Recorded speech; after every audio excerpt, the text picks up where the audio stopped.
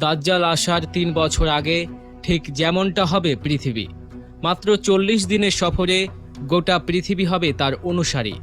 দাজ্জালের অধিকাংশ অনুসারী হবে নারী আর ইহুদি। বাঁচবে শুধু সেই ব্যক্তি যে চিনবে দাজ্জালের উপস্থিতি।